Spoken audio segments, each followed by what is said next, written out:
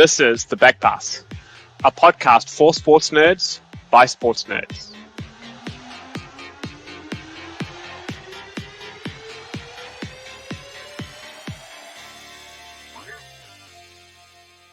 This week on the Backpass Explains, we continue our dive into the murky waters of financial fair play. We take a look at how clubs navigate around it, how they exploit it, the negative impacts, and of course we discuss our personal opinions on whether FFP actually works.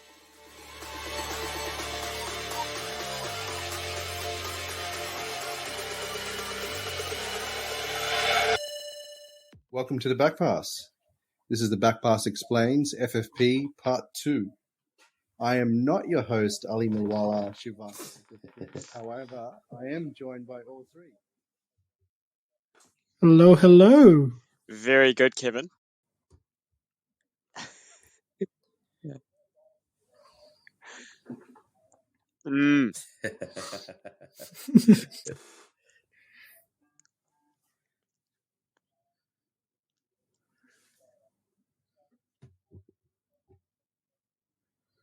I most certainly would have.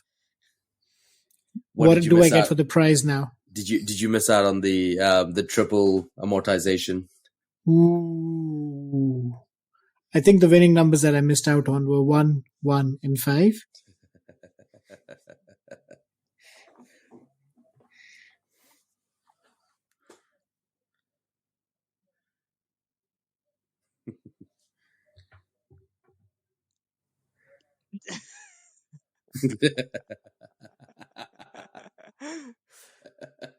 Yeah, I must have. Maybe your neighbors were too disturbing for me. Too noisy. So I needed too noisy, so I needed an out. Goodness me.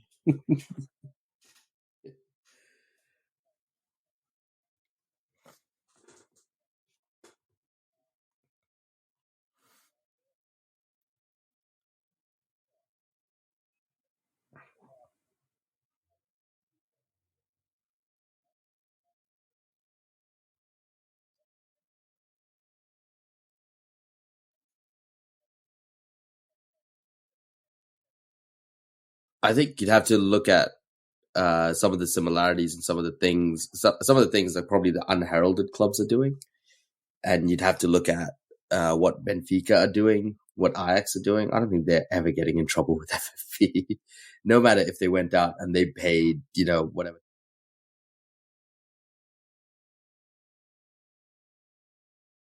Yeah, so there's a few things that happened, right?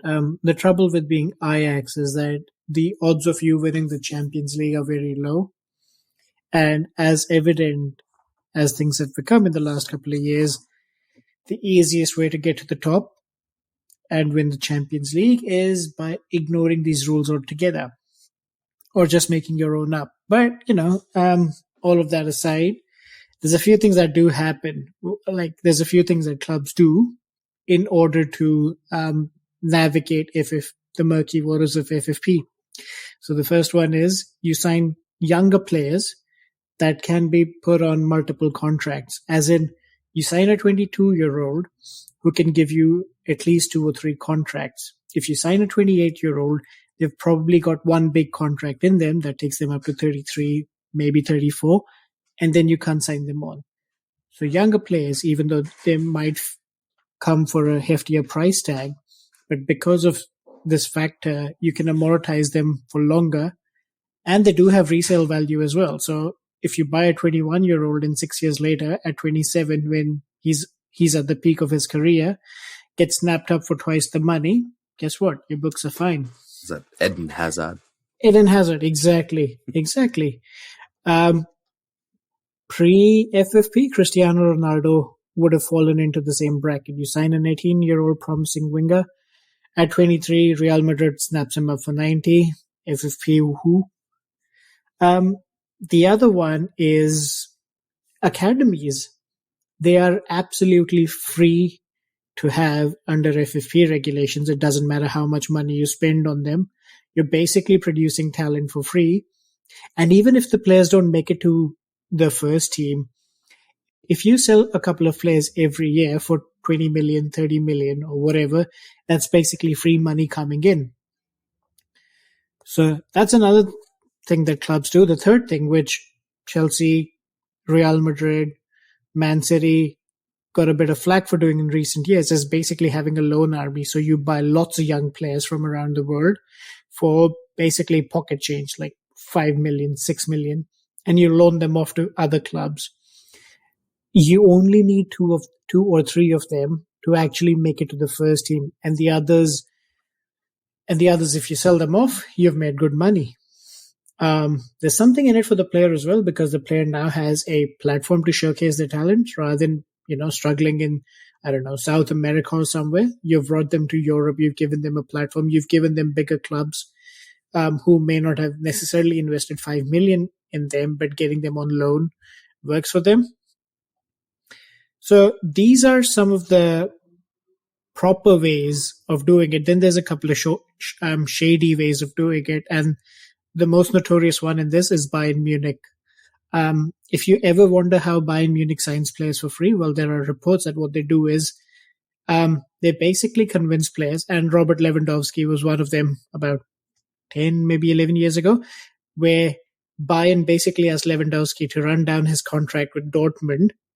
They'll give him a higher signing on bonus instead of having to pay Dortmund a transfer fee. So no hit on the books as far as FFP is concerned, but you've just handed him out a signing bonus. The player's happy. Dortmund can't do anything, and Bayern Munich got a striker for free, who ends up scoring the most number of goals in their history. That actually kind of sounds like an exploitation. So how is that different to what Man City are doing? It's kind of an exploitation, to be honest. What Man City ended up doing is basically fudging the books. Because they are a state-run club who happens to be sponsoring their stadium and their shirts, anytime they fall short of money, Man City can just be offered a brand new deal by Etihad Airlines or anyone to say, you know what, we're bumping up your shirt sponsorship by another 60 million a year. It's unheard of money, but completely legal, shady as it may be. So state-funded clubs, Man City, PSG, well, why do we hate them so much then if Bayern Munich are doing something similar, Gurpreet? Personally, I guess this is an opinion, Kevin. The state funding aspect of it isn't that big a deal for me, personally. If we look at a lot of professional sports, state funding plays a big role across the board. So I actually agree with what Gary Neville said before the World Cup. Why pick on Saudi and Qatar? You could look at, and again, I don't want to turn this into a political piece, but you can look at any regime and there are going to be skeletons, right? So for me, it's not the state funding aspect. For me, it's what that state funding has enabled Man City to do. And as Shivank so eloquently summarized, it's cooking the books, right? It's making up money when it isn't there. And in City's case, it's actually more than that. It's not just making up funding when it's not there. There are clear examples, which it's not some podcast run by a bunch of guys sitting in the garage that's saying this. It is the English FA pressing these charges, right?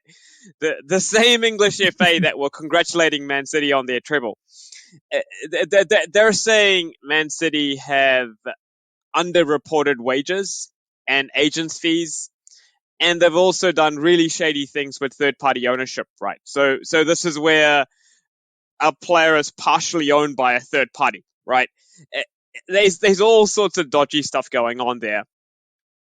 That, I think, combined with the fact that 20 years ago when United were doing, well, it's more than 20 years now, when United were doing their treble, they were in League One. City have basically fast-tracked their way to the promised land. To anyone who follows sports and goes through that cycle of ups and downs, for a team to sort of shortcut things in this way, it makes it a little bit of a farce, if I'm being honest. But so essentially, if the established elite do it, it's fine. But if somebody shortcuts their way to success, that's not okay. I disagree. If Chelsea or Liverpool were to do this, it would be the same. In fact, Chelsea did do a similar thing, right? They tried to. Oh, are you talking about the starting of the Roman era? yeah, like Hernan Crespo, Gudjonsson, Ian Robben, like they weren't. Yeah, like okay, Robben was young. Robben was young. Yeah, but Mikel was young. Essien was young. They got some serious talent there.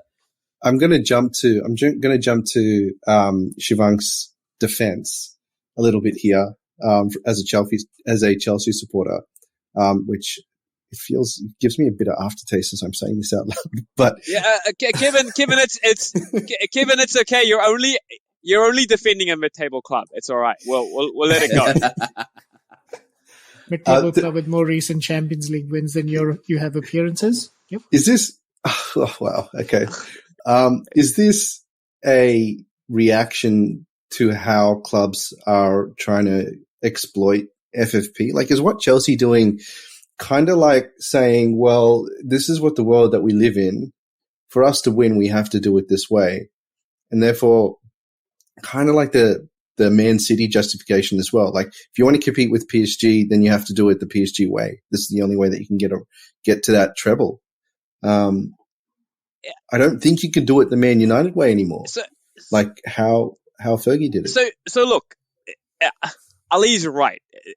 If we look at Chelsea and how the Roman takeover happened and how that money was invested, you could say Chelsea didn't earn that. But FFP wasn't in place. Exactly. Then, so technically they weren't breaking any rules. And that is the point of this, right? And this is where, for me, it ties back to how we started, Kevin, where we were talking about how clubs should be doing things under FFP. If we look at the two best examples from the last 2 seasons, for me, they are Brighton and Brentford, who are being so prudent, who are doing so much work in terms of scouting and investing in the academy and developing players. When these rules are in place, yes, Chelsea are getting creative and they're giving these 18-year contracts, right, to 15-year-olds. But it is within the rules, and that is the point. The rules are in place now, and there are clubs, and we've covered both of these clubs, who are clearly breaking those rules. When the Roman takeover happened, and actually if you go, it's the other thing that's a bit topical at the moment. A lot of people have been saying the way the Glazers took over United should have been illegal. Well, it is illegal now, right? You can't do that anymore. What Roman did with Chelsea, you can't do anymore. But City continue to do all the things they've done despite these rules. But, so talking about FFP and the way the teams do use it. So if you had to look at, say, an example of Manchester United this summer, right? So they are in a bit of FFP hot water. They've spent a lot of money. They haven't sold enough players. They're kind of on that edge. They've had UEFA come in and have a look through their books and let them kind of know that they're being, watched. One of the interesting bits is that they have Scott McTominay in their books. Now, Scott McTominay is a youth product, so he's a academy graduate, so he's free money, right? For Man United, they can sell him on for about 40 million, what seems like his market value, and then go out and replace him with another $40 million midfielder. And that actually improves their FFP position, but they could, it should just be that they should just hold on to Scott McTominay and not go out and buy, but they need to go out and buy another like for like replacement essentially for Scott McTominay and sell him, because that means just the way FFP works. It helps United's position. And I completely agree, Ali. And again, this is not defending Chelsea, but it's just an example of where Chelsea have done things better than United despite the money they've spent. So yes, there was that investment from Roman. Yes, they spent tons of money, But if you look at the money that Chelsea recoup when they're selling players that are surplus to requirements, it is far better than what United are doing. Yep. Which is Yep. why, They definitely are. which is why Chelsea still aren't in FFP trouble. You know, Shady dealings. Shady dealings, and I think Shivank raised a good point as well. And this is the reason why a lot of big name players are doing more free transfers, because clubs are obviously refusing to pay those large transfer fees, but they'd gladly, say for Mbappe, if he leaves for Real Madrid for free, Real Madrid basically don't pay 100 million to PSG, but they will probably pay 50 million directly to Kylian Mbappe and his agent to pocket. All right. And Kylian Mbappe is like, yes, please pay me the 50 million. Have those guys at PSG. They don't need that cash. I'll take that cash. And that's why also you're seeing like a little bit of that play in. So you're seeing a lot more players run out their contracts or wait it out. Paul Pogba did the same thing because he knew that Man United would really not accept any offer that didn't make sense. So he just sat out his contract, and then he knew that he could find another contract and make a big change as well. Like, I'm sure he pocketed a large sum from Juventus, which would have, some wad of cash that was shipped to him through like 5 different countries, and it just turned up under his pillow. Well, the other interesting thing that, to counter that, this is what clubs like PSG do. Last year, PSG had 11 goalkeepers on their books. Like some of them eventually got loaned out, but the most number of keepers any club has on their books was PSG last year with 11. You buy them all up and then you farm them out where you can. Or you keep Keylor Navas as your backup goalkeeper and you have Donnarumma as your first choice keeper, and you think back and you realize Keylor Navas is a 4 times Champions League winner just sitting on the bench.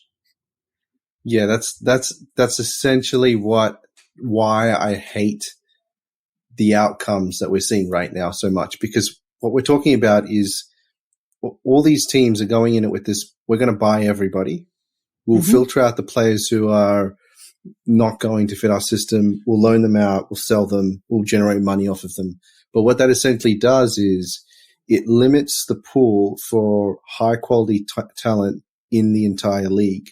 Like the high quality talent is always going to be, X percentage, whether it's 5 or 3, always hasn't been that percentage of players.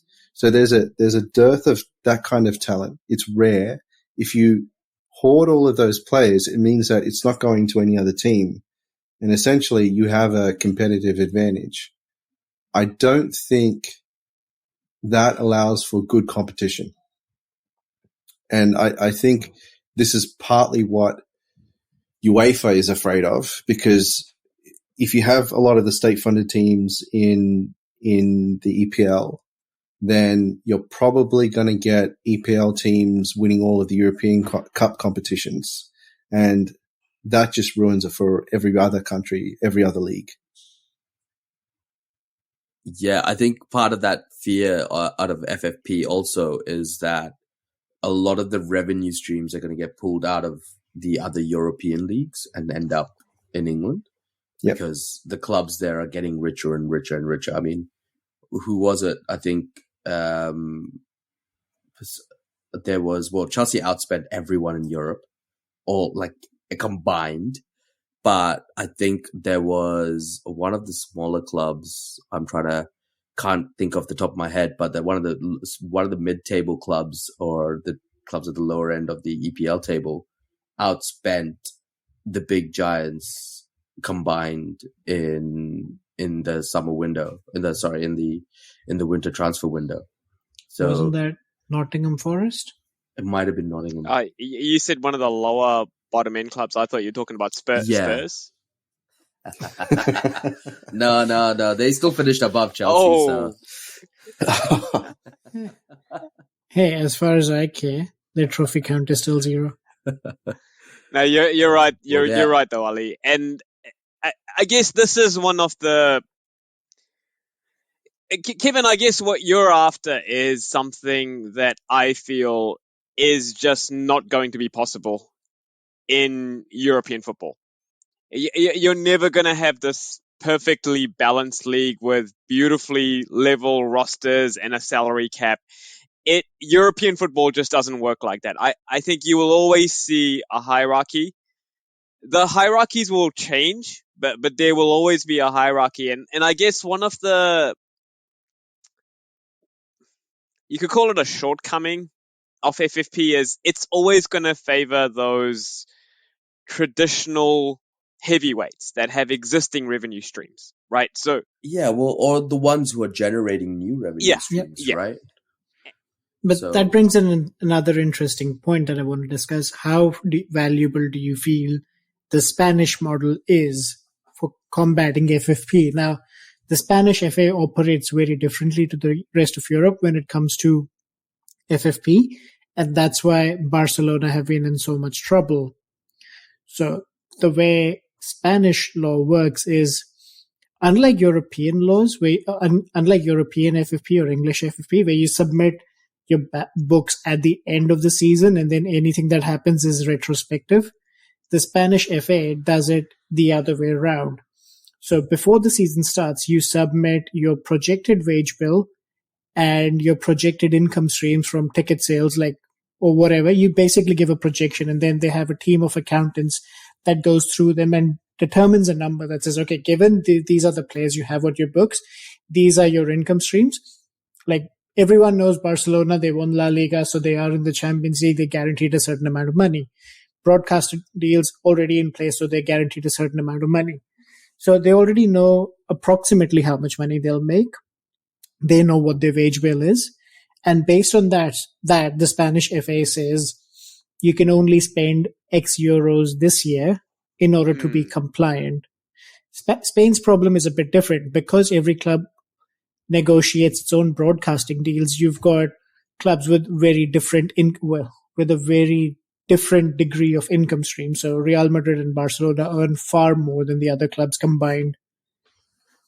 And so this is their model. And then they've got another few rules and checks in place. So for example, Barcelona last year tried to put players on essentially €1 contracts like Gerard Piqué, who were loyal to the club and who wanted to help the club in whatever way they can.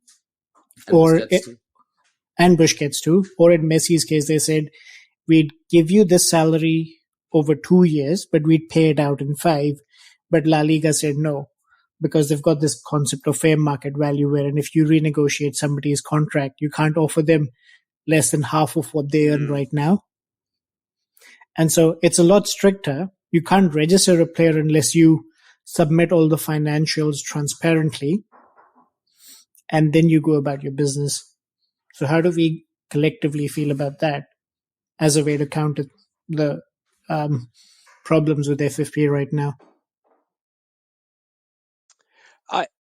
I like it. I particularly like the model where there's a fair price placed on a player. And one of the things I've really liked, particularly because it's made Barcelona fans suffer, is not being able to register players, right? And therein lies, I think, one of the big problems with FFP, where I still feel the intent comes from the intent is good. The problem is enforcement. And the bit I like about La Liga is the enforcement is sort of built into the process. So you can't register a player until you comply. Whereas in England, especially with these charges that the FA have pressed, it's almost like everything happens and then things are looked at retrospectively, as opposed to trying to prevent those things from happening. That's not to say that there aren't leverages around that system. So levers are no longer allowed. Spain amended its FFP rules. You can't pull any more levers like that. Oh no, Barcelona can't sell any more of itself. You can't cut yourself up in bits and pieces and sell you got that that jacket just in time, Ali. Okay, taking a step back, we've discussed, how it's been exploited, the negatives overall. let's dive into our own opinions. What do we think about FFP as it stands right now? Regardless of whatever changes, putting aside, how Spanish football works. How do we? What are the pros? What are the cons? How does it play out long term? And do you think that's better for the game overall? One of the big pros, I think, and again, Shivank explained this really well, is I think FFP, even in England, prevents clubs like Man United, like Chelsea, from hoarding all the players. You simply can't have that much fat, right? You look at the problem that United will have this transfer window with a player like Harry Maguire, where realistically, to sign another defender, we've got to sell him, which means Harry Maguire, in all likelihood, is going to have to be either sold or loaned out to another club. I think that's a good thing. It makes the bigger clubs work harder before recruiting talent. I think the key part there, Gurpreet, is also the transparency. At the moment, with the transfers, the way it happens, it's all undisclosed. No one, like even the FA, don't really get told what is actually the numbers behind any deal and how accurate those numbers are, because a lot of them can be fudged up, and because it's all the agreements are between the clubs, and so they're just letting the registration know, like they're only handing in the registration paper for the player. They're not including the financials. So I think having the transparency on the financials recorded, it doesn't have to be shared in public, but it definitely does make a difference. And I think if we started getting transparent, like if the FA had transparency over some of the dealings going on, I think there might be a few other clubs in trouble. Plus, if you look back at the original purpose for why FFP was created, it was to prevent another Leeds from happening. Ironic, but also to prevent Portsmouth and other clubs from going under, like Derby County or whoever. So in that sense, I think FFP has done well to prevent, and Malaga being another example, and Valencia being another example. So it's kept up to the original promise.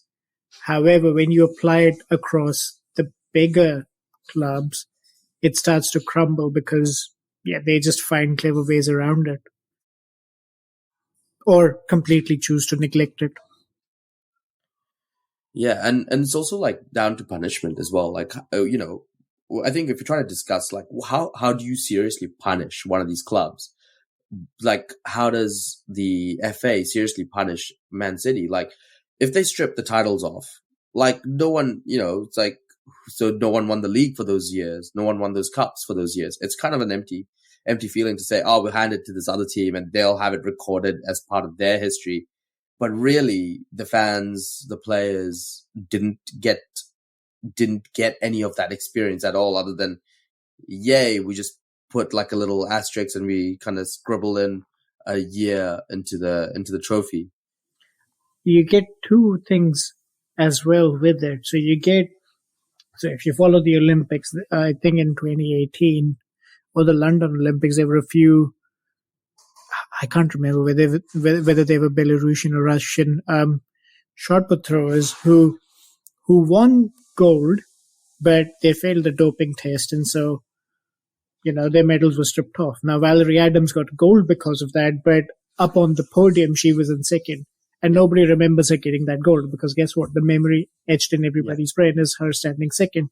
Yeah. The other thing you get, Yeah, sorry, Shivank. And the other part also is, what about the clubs that missed out on Champions League football? Exactly. That would have had that spot, and whatever it could have done for their players, for their fans, for potentially winning the Champions League because they were knocked out by Man City. 100%. And gents, I agree with both of you in terms of severity, but the really big thing for me here is the process needs to be fast tracked.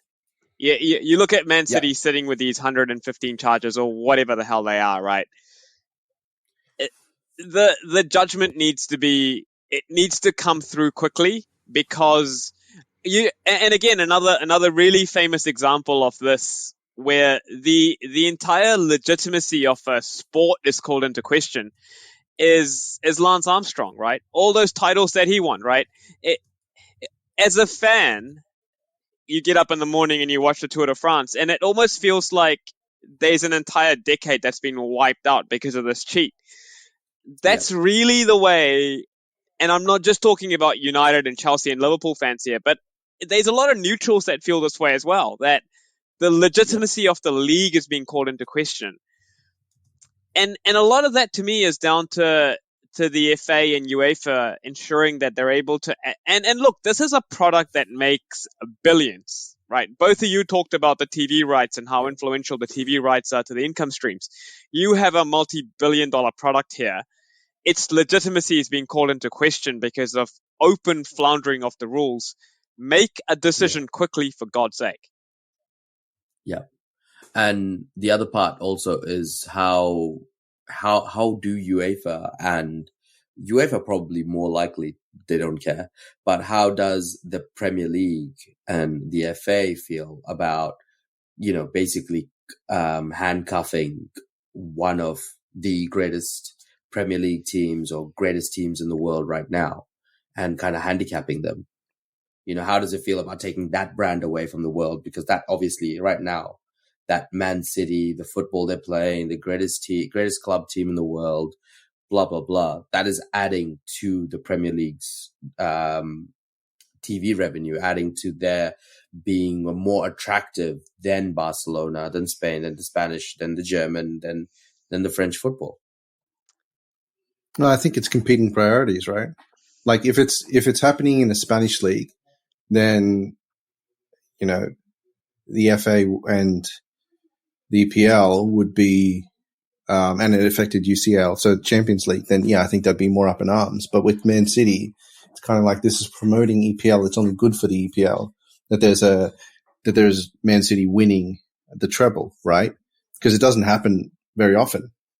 But so Kevin, and on this point, you use the word competing priorities, and this is my issue with this, right? It was the FA that pressed those charges.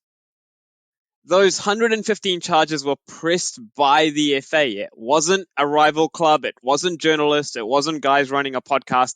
It was the FA that said that were convinced that City floundered those rules. So why don't they act quickly on them? I don't think they have enough ability to do that. It's kind of like this weird situation that, okay, so for example, in other sports, when we talk about salary caps, you have the numbers of salary caps registered with the sporting association, right? And that's the transparency of it, right? Yes, exactly. So because you don't have that, you're kind of playing this game of, okay, well, when they give it to me, then I'll take a look. And by that time, the amount of time it takes to actually dig into it, and then you have to register the charges, and then you have to execute on those charges, which are all legal minefield. I don't think they have the capability to move that quickly. Also, let's not forget, you can challenge those charges, which is what City have done. So the charges have been pressed, but now the case sits with the Court of Arbitration of Sport in Europe. And that is notorious for handing down softer penalties. Like they say, yes, we know you breached the rules, but you know what? You don't need that massive a sentence. So we'll just cut it down to like this thing that is 1% of the original penalty and be done with it. That's the other thing. And this is it. For me, it's an absolute joke when you're talking about. And again, I would just like to qualify this. I do not have a problem with a particular state, whether that be Qatar or Saudi Arabia or whatever. I do not have a problem. But when these operations are literally state funded and they have super wealth, financial penalties mean nothing. They mean a big fat zero. So you've got to take away prestige. You've got to put in place transfer bans. And look, let's be honest. Chelsea recently had Shivank will be able to explain this much better than me. Chelsea recently had a transfer ban. It's got to be taking those titles away. not letting them play in the competitions that matter, like the Champions League, that bring in the revenue stream, Yep. and putting transfer bans in place. I mean, we even discussed number of points for multiple seasons, just to prevent them from really making it difficult, which, you could give them a 20-point handicap and they still might win. I mean, imagine that. Both Chelsea and City mid-table. Wow. I'd love that. Yep, we'll give United enough company. It's a blue belly. Yeah. A seedy underbelly. Blue moon sinking. So if you cast your mind back to the punishment Juventus got for the match fixing scandal, they were docked points, they were relegated down to Serie B, and then they had to claw their way back up, which meant their revenue stream was impacted for at least, I think, three or four seasons until Antonio Conte came over to the club in 2010. So how is that sort of a punishment where you get docked points for this season? You ultimately end up, I think they were docked 20 points or something, and then they were relegated. Yeah. And so, and that's part of the problem, is that it's not like the FA is not saying there's an issue currently, but there is a historic issue that has led Man City to where they are now. So taking them back to where they were when those historic charges happened, it's almost a negative on the players, because pretty much none of those players were playing for Man City at that point in time. Right? Yeah, what does happen to the players in that situation? Say they get relegated, it would rock the market. You would almost have a situation where some players just get lost in the fold and they end up, playing in, the Champions some weird, in the Japanese league or something like that. Signing for Wrexham. But to Shivank's point, when Juve were relegated, and again, this ties in really well to what you were saying, Kevin, about the brand thing, right? And again, I don't know who you guys follow or have affinity to in the Serie A, but Juve are the biggest brand, right? Juve are the biggest club in Italy. For the Italian FA to do that was sinking their brand, but they did it anyway. And as a result, you had Alessandro Del Piero playing in the Serie B, right? And he accepted that because it was the punishment. He loved the club. He stayed with them. They came back up. But I think that is really what it's going to take. Otherwise, you're going to see this floundering continue. It's going to take something like a Man City getting relegated to the Championship. Absolutely. Otherwise, it's just lip service. I'm of the opinion that FFP is not broad enough and it's not a big enough stick. I think there should be a salary cap, and I see there's no reason for not having a salary cap across all of UEFA if that's what it requires. But because that's the only way that you're going to have even competition across the board. How are Ronaldo and Messi supposed to earn like $500,000 in 3 days? How does Tom Brady or Patrick Mahomes earn, $500 million over the course of 10 years? You can earn any amount of money. You just need to have the structures in place to allow it to happen. It's generational talent, generational money-making talent. That's what we're talking about here.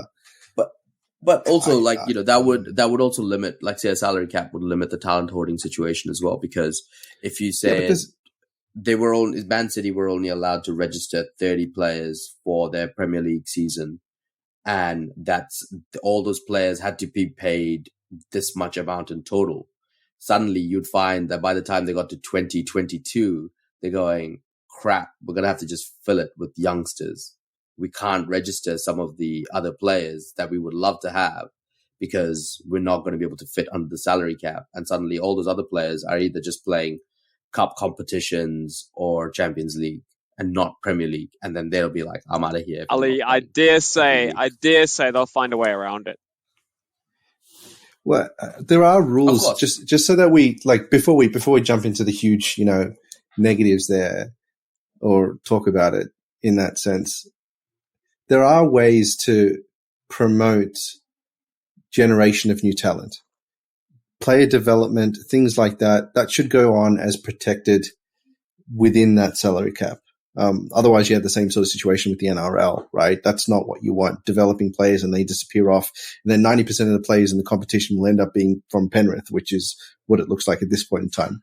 But then you have the same thing where like the biggest clubs have the biggest academies. So therefore they have a bit more space in their salary cap. Therefore they can pay players more or whatever. They can attract more talent. Suddenly they're bloating again. If you develop players the right way, you should have an advantage. I don't disagree with that. I mean, Brighton have been doing it the right way, and they've come all the way from the very bottom. Brentford similarly. Kevin, I fundamentally don't think a salary cap system would work in Europe because, unlike a lot of the American leagues, there is this concept of tiered competition. So what I mean is you're finishing third or fourth in England and you're going to play in the Champions League where you are playing clubs who are just better, right? And if you're not finishing third or fourth and you're finishing fifth and sixth, you're playing in the Europa League. I think when competition is tiered in that way, it's just so difficult to enforce a Europe-wide salary cap. What are you gonna baseline it against? Is Brighton going to be the baseline? Is Valencia going to be the baseline? Is Real Madrid going to be the baseline? No, the salary cap has to be proportional to the income you generate, and that's going to cause, and that is going to cause, and this is fundamentally the reason why I don't think it's going to work, because it can't be an absolute. And when it is a relative thing, then you can fudge the relative thing. Okay, so in summary, nothing works. What we are saying, TLDR. Exactly. It will never work. We'll never have an even competition. Nothing ever changes. FFP Just keep winning. Well, that's all we have time for this week. Thank you to our panel for their thoughts and opinions on this financial fair play topic. If you want to get sports nerdy with the team, you can reach us on Facebook, Instagram, Twitter, at the Backpass Pod. We'll be back next week with more sports analysis and banter right here on the Backpass.